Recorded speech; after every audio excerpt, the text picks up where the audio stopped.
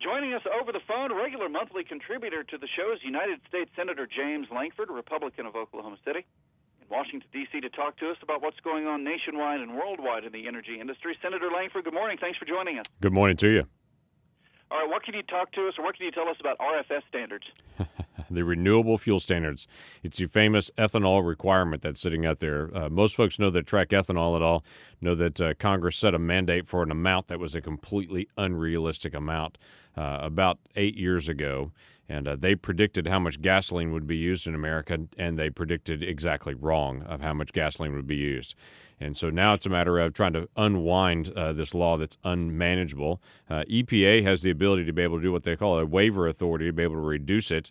For once, this administration is not doing a waiver. It's kind of remarkable on it. We're having to fight them to actually get that done so we can actually get the amounts down to a lower amount. So EPA just came out this past Friday saying they're going to bring amounts down. As striking as this sounds, they just set the amount that we have to use in America for 2014 last week. And if you've checked your calendar, you might notice it's a little past 2014.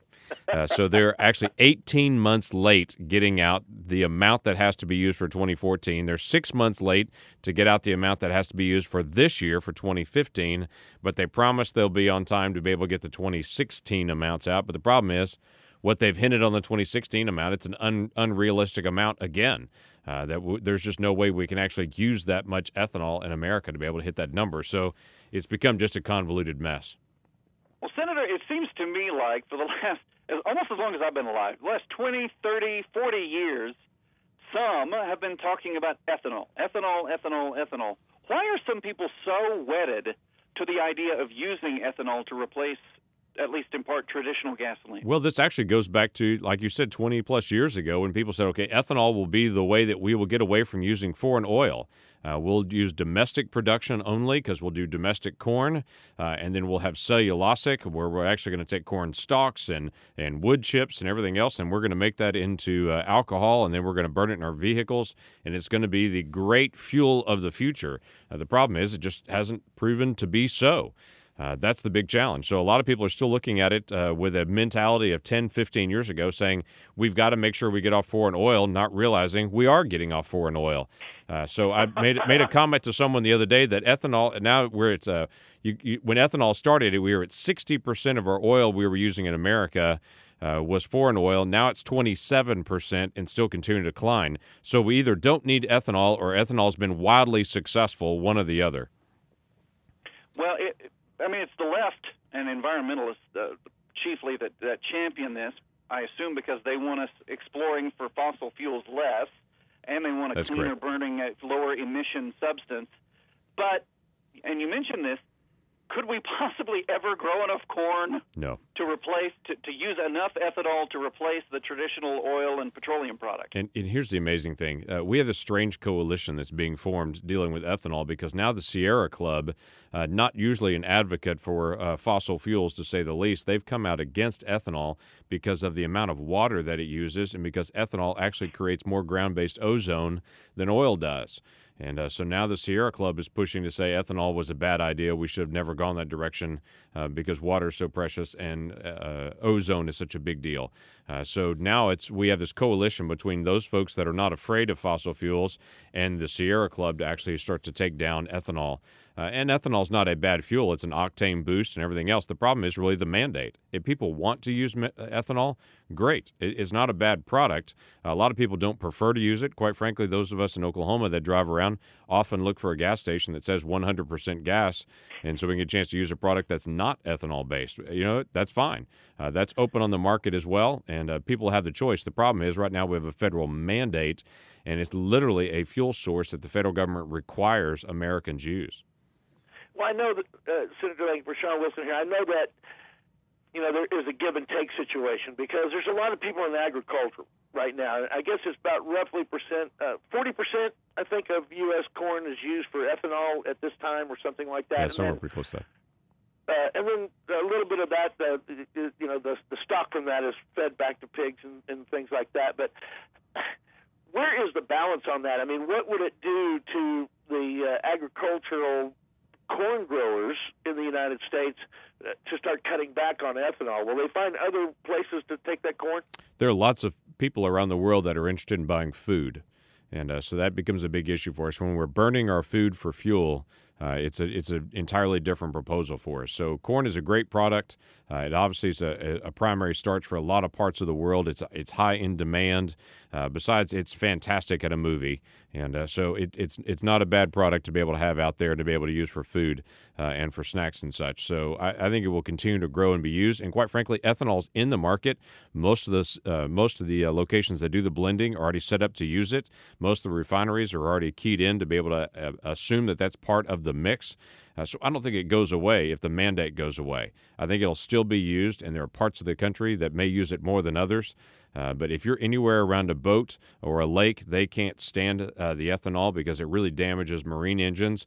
Other folks want to have greater fuel efficiency rather than just cheaper price. If you're going to get better fuel efficiency, you're going to use 100% gas rather than ethanol. And some folks just want the cheaper price. So, again, allow Americans to be able to have the option on it, but don't have someone from D.C. just mandate, here's how you've got to actually burn fuel in your vehicle. I agree with that. Senator Lankford, since we are in America now so close to, if not energy independence, then at least energy self-sufficiency, right, because we've got so much oil and gas here, and because now you've got a group like the Sierra Club coming along and saying, well, ethanol may not be a great thing. Do you foresee in the near future that the ethanol craze dies away? Are we going to quit hearing so much about the push for ethanol and these mandates? I wish I could tell you tomorrow we're going to get that done. It's still building pressure in the House and in the Senate.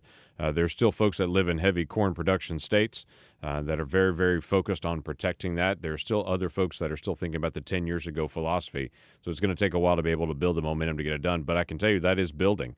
And it's been a very big deal. And issues like what the EPA is doing and how they handle this mandate actually builds the momentum for that even more. I have a hearing in the subcommittee that I chair 2 weeks from now where the EPA commissioner, her name is Janet McCabe, that actually oversees the ethanol product and all this waiver and all the rule and authority. She'll be in front of my committee, and we'll walk through how EPA is trying to handle this. But it's a big deal, and I think it's going to be on the backside of its time period because I think Americans are waking up to saying this wasn't the panacea that it was proposed to be. Well, if there is a world market for corn, I mean, if people are hungry and they want to buy corn from Iowa farmers and the like, why are the Iowa farmers still so hot to get their corn used for ethanol instead of just selling it as foodstuffs to the world? Because it's a guaranteed market right now. There are very few places that you can go where you can say the federal government will actually require Americans to use this. It's not just a preference issue. We have a gallons requirement where if Americans don't use this, the blenders have to pay for it even if it's not used. So it's a very unusual thing. It would be the sense if I was a wheat farmer and I said, okay, Americans have to buy at least 1 billion bushels of wheat every single year. That's a pretty good deal because no matter what you do, you're gonna always have somebody that has to purchase that. It's a sweet deal for those folks that are in corn, but quite frankly, the world market is clamoring for corn. They're clamoring for wheat and for these products. One of the great things we can do, I mean, this is unrelated to energy in this particular area, is when we work on trade deals with the rest of the world and bring down their tariffs. Very often that opens up agricultural trade around the world, and we have the opportunity to be able to get some of our corn and cut some of our wheat, hogs and beef and everything else into all these markets around the world. It's a real help to our price. Well, you know, a lot of people may be listening out there right now, and what we're not talking about the kind of corn that you open up in a can of, Del Monte. What we're talking about is corn that's used for corn fructose syrup. I mean, that there is food stock in this, but field corn is differently, of course, than sweet corn, so to speak. But still, there is a world market for this, but I understand what you're saying. It's almost similar to the peanut allotment kind of thing. You're guaranteed that you're going to get a certain, of course, those people are guaranteed to get a certain price for their, for the peanuts they grow. But it's a very interesting situation, and it's kind of a give and take deal. But I see what you're saying. Why wouldn't that be a good deal? If the government is mandating that everybody, that so much of this has to be used every year, and it would also, if they get a better price for the ethanol corn than they do for corn that's used for fructose syrup? You know what? You have officially left my lane at that point to be able to make sure. Okay, well, I apologize. I didn't mean to throw you a curveball. Oh, no, that's not a curveball. I just don't happen to know that price right offhand. So Right. it's a fair question, but it's an ongoing issue for all of this to try to determine. I'd say that the amazing part is the way the law was actually written in 2007 when this was actually passed. The way that it was written, it actually was trying to wean America off of corn because they knew corn was going to be the first one, but they wanted to get off of it, and their dream was to do what they called cellulosic ethanol. That is taking stalks of corn, not the actual corn itself, and it's also using wood chips and such to be able to manufacture ethanol. The requirement continues to increase every year for the use of cellulosic ethanol.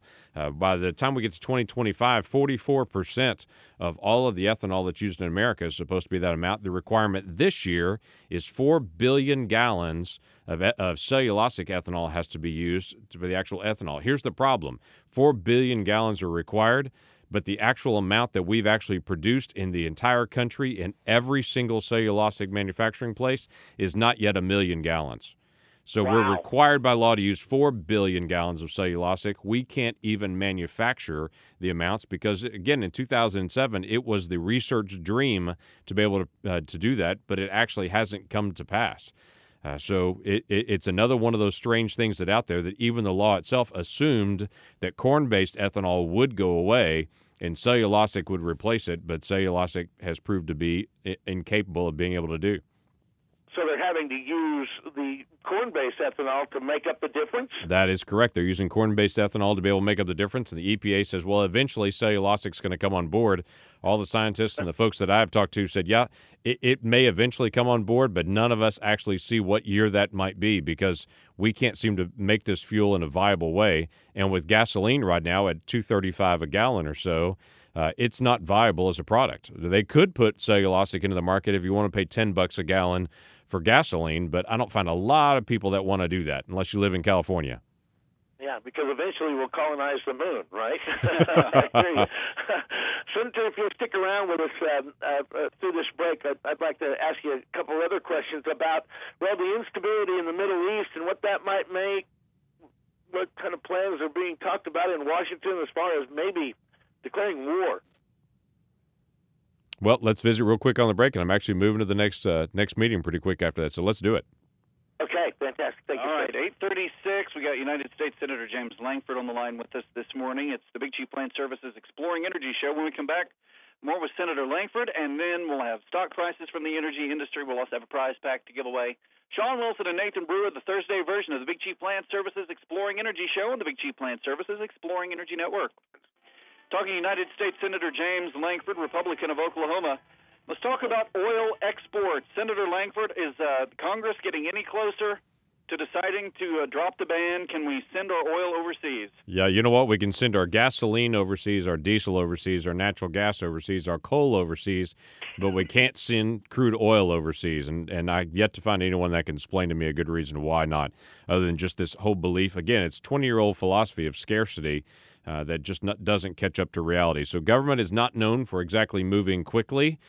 Private industry moves fast and businesses move fast, but not government. So we're trying to catch up to it.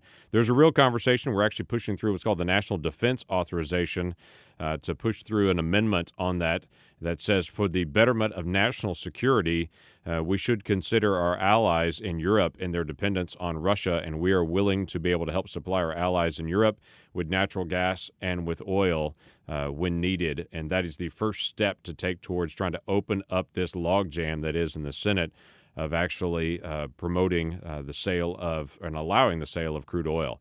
So if we can get that through in the next couple of weeks, that'll be a big step, actually. I know you're very busy, and I know you need your next meeting, Senator, but I was asking you just a second ago about is there any rumors of the United States on this ISIS situation and the threat to our allies on foreign soil for us to get in the fray? Yeah, we quite frankly, this is the hard part. We can't just piddle around with a war and say that we're going to be in just a little bit. And right now, the president's trying to just piddle around on the edges. We're literally sending fighter aircraft in to go take out an occasional truck or a 50 caliber machine gun nest that ISIS has, but we're running about 15 flights a day from our coalition aircraft, and we're basically being a nuisance to them rather than actually trying to win. You can't win a war by just annoying your opponent. You have to actually fight it. So the president's caught somewhere in between. We're going to do nothing, and we're going to try to win into this never land. And that's been the great frustration while we wait on him to make a decision on what needs to be done. And I think a lot of the issue deals with, as strange as it sounds, Bashar Assad, who's the leader of Syria. The president can't seem to coordinate with anyone to be the next leader of Syria, and so he's just trying to hold the war until we can actually try to determine who's next in Syria, which is an appropriate place to be, except that we've been stuck in that same spot for 4 years. So the record needle is stuck, and it needs a good bump. Well, I know that we do not want a repeat of Vietnam. No, we do not. No doubt about that. No, we do not. We don't want a repeat of Vietnam, Iraq, or Afghanistan at this point. Right. This is overseas, but the ISIS folks, it's pretty clear they hate us. They hate our freedom. They hate our way of life. And if we allow them to have a safe haven there in Iraq and in Syria, there's no question they'll continue to bring the fight to us. Well, it's no different than using a hammer. If you're choking up and tapping, or you're on the end of it and you're bringing it, you know, right. you're going to get a lot different response out of it. Senator, thank you so much for your time. We know it is very busy, and we really appreciate it. I know our listeners do as well.